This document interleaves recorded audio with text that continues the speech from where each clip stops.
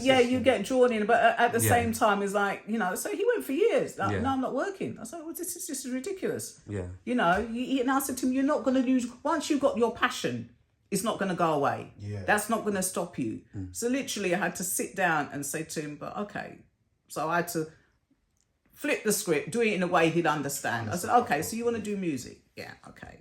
So you want to go recording studio? Yeah. So where are you going to get the money from to go recording studio? Okay, so you make all these beats and all this kind of thing. So now you want to do video shoots. Where's the money going to come from? Oh, okay. So now you need to get a job to pay for these things, to pay for your passion. Yeah. So that's now is like, okay, yeah, I get it. So then literally that's all he does. Literally works for his music. And that's what keeps him going. You know, but I understand, and that's his life. Of course. You know, and that's his life. And I'm like, well, if that's your life, then I have to support you on your journey.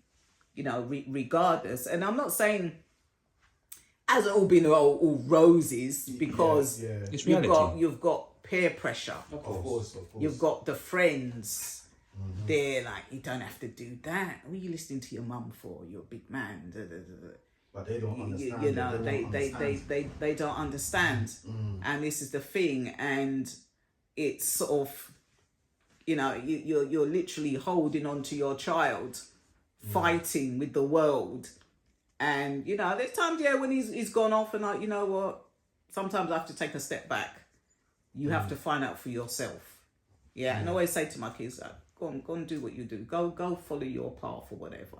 I'm still going to be here. Of course. Yeah. Because at the same time, you have to learn by your mistakes. Bingo. Yeah, 100%.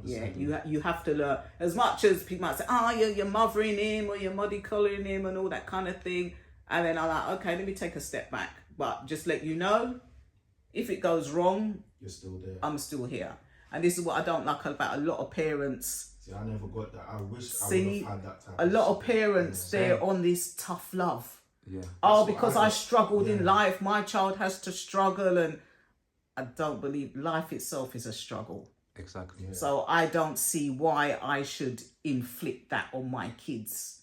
Well, my dream just got knocked down. I told them what they wanted to do and they just knocked it down. No, you see. There was always like, well, you need this. No. Like, I'd say, well, okay, I want to be like, say, I want to be like an animationist. Well, you can't, it's going to be hard for you because not too many black people do it. Yeah. Plus, you need to be good at computers. You need certain things. Like, okay, I want to be like an illustrator. Right. Oh, you can't do this because of that. Like, there was always something that they were knocking down. Yeah.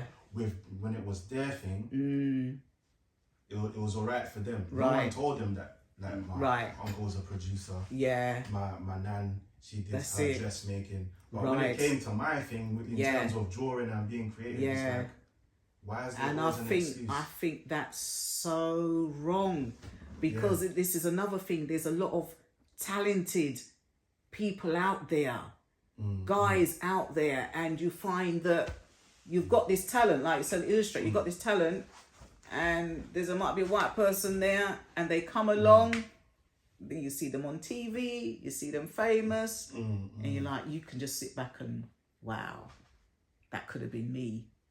You know, and this is the thing I don't like about us black people, you know, which have talent and it's hidden talent.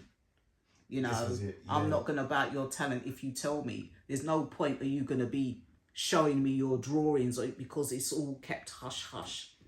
It's all kept under wraps. Nobody's going to know. And I think that's wrong because, you know, as I said, in England now, no matter what anybody does, it's praised.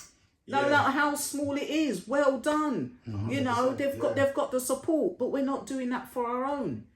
You know, so for my son now, he's like, I don't care what you're gonna do. Like, if music's your passion, then I might not like half the thing. I might not understand half the things you're talking about, but I will support you on certain things.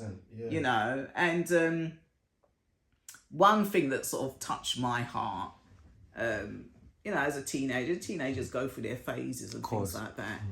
And I remember I met up with my friend Claudette, who was on Edmonton High Street, and she's talking about her child doing this and doing that, and I'm saying about, oh, he's not doing this.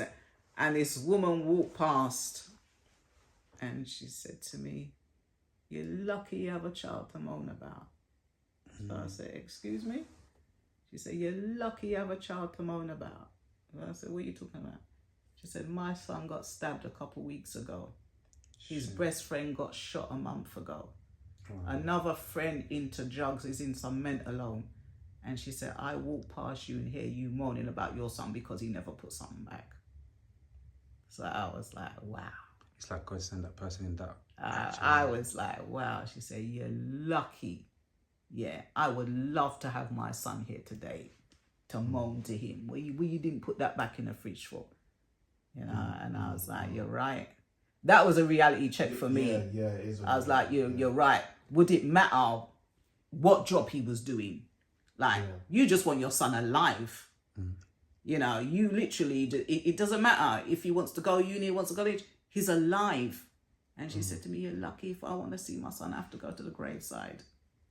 That really touched home for me, and, you know, doing things for my kid. I'm like, yeah. And that is another thing of the stabbings and the shootings and this. It is a lot. It is a lot. And I said that, especially for the young black guys, it's the struggle just to survive. Yeah. Let alone have a job. It's just to survive is massive. And that's what she brought a reality check to me that day. She said, "Yeah, you're moaning about you never put that back. You're lucky." No, I can't do that. You know, so yeah, it's